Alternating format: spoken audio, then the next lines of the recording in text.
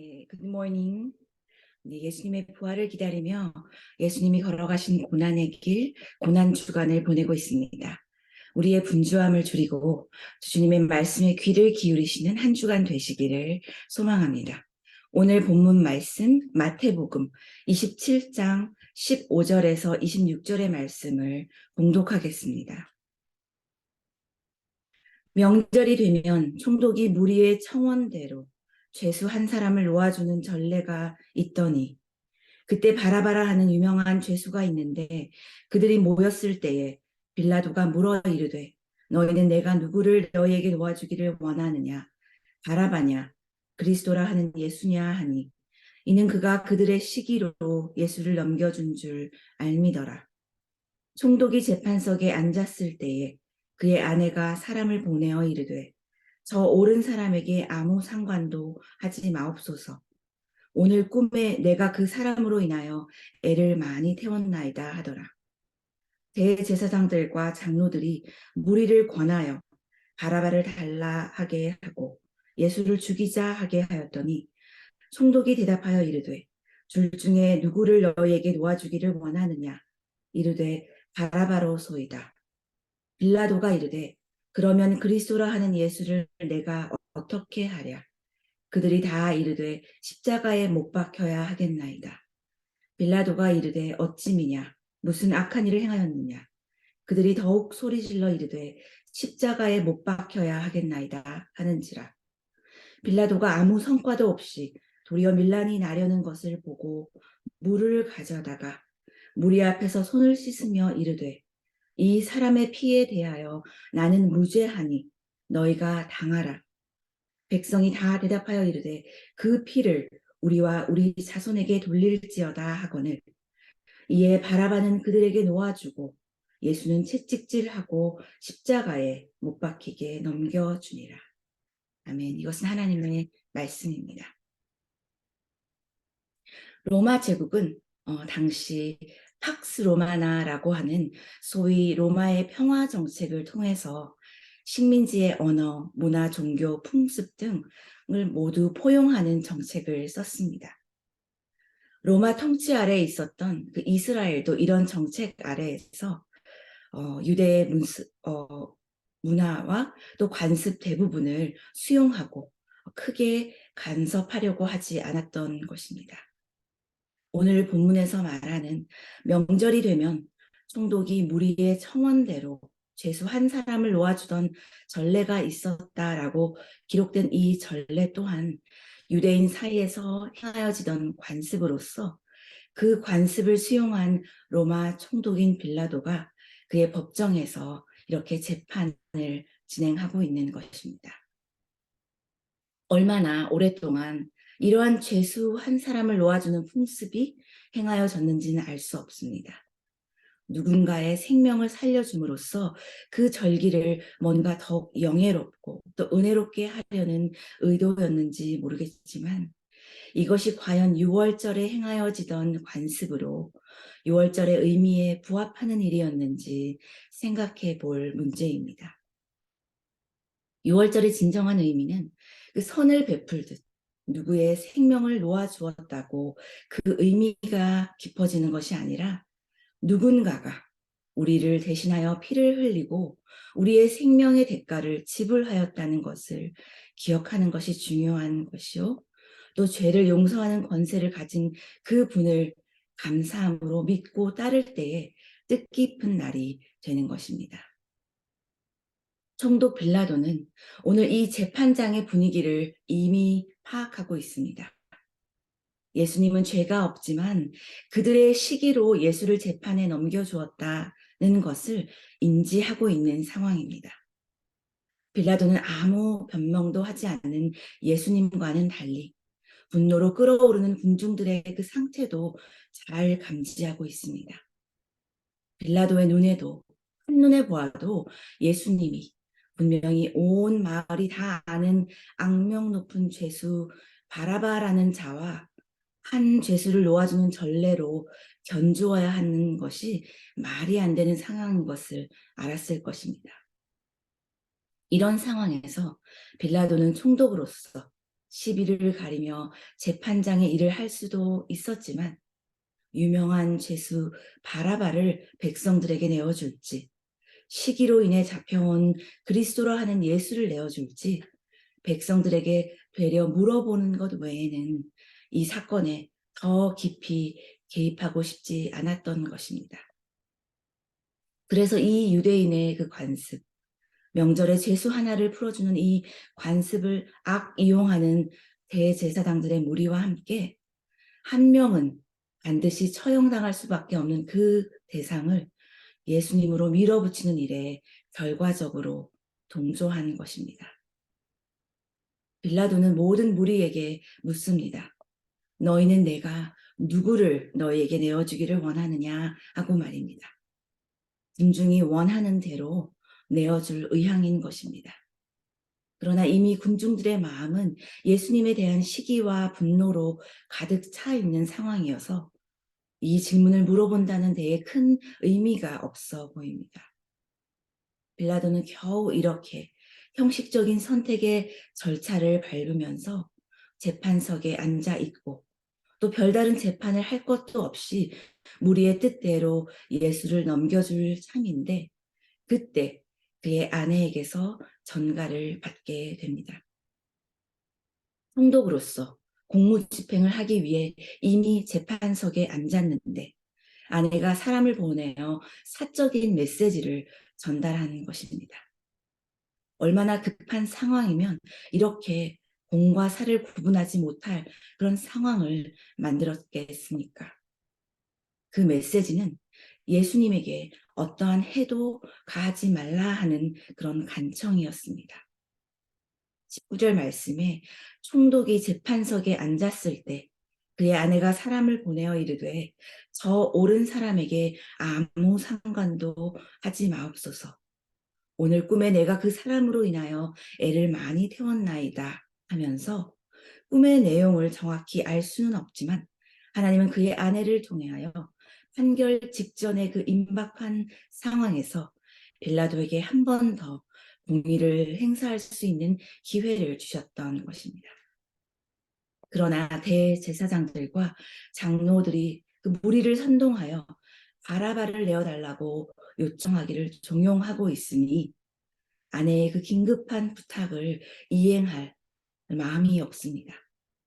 20절에 대제사장들과 장로들이 무리를 권하여 바라바를 달라 하게 하고 예수를 죽이자 하게 하였더니 그렇게 군중들을 자신의 뜻대로 몰아가고 이끌어가고 있는 대제사장들 앞에서 빌라도는 순응하고만 것입니다. 빌라도는 재판장으로서 세 가지 간단한 질문으로 최소한의 절차를 밟고 그들의 뜻대로 예수를 넘길 생각입니다. 21절에 누구를 너에게 놓아주기를 원하느냐? 이르되 바라바로소이다. 22절에 그러면 그리스도라 하는 예수를 내가 어떻게 하랴? 그들이 다 이르되 십자가에 못 박혀야 하겠나이다. 23절에 어찌미냐? 무슨 악한 일을 하였느냐? 그들이 더욱 소리질러 이르되 십자가에 못 박혀야 하겠나이다 하는지라.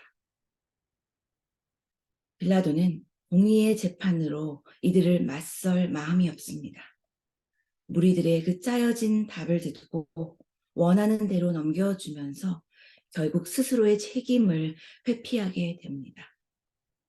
예수가 십자가에 못 박혀야 하겠다 하는 그들의 요구는 군중들의 분노가 극에 달했다는 것을 보여주는 것이니 빌라도는 그들의 뜻대로 바라바는 놓아주고 예수님에게 십자가의 형을 선고하게 됩니다.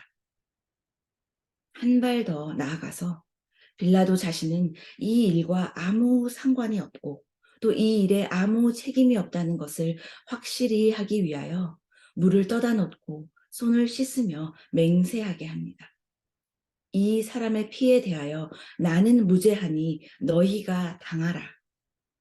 그러자 백성들도 다 대답하여 이르되 그 피를 우리와 우리 자손에게 돌릴지어다 하거늘 이렇게 자신들이 무슨 일을 저지르는지 알지도 못하고 또 자신들이 어떠한 저주를 자손들에게 돌리고 있는지 제대로 인식하지도 못한 채 그 밤이 가기 전에 이 일을 속히 끝내고 무슨 말을 해서라도 빌라도에게서 예수를 넘겨받으면 되는 것이었습니다.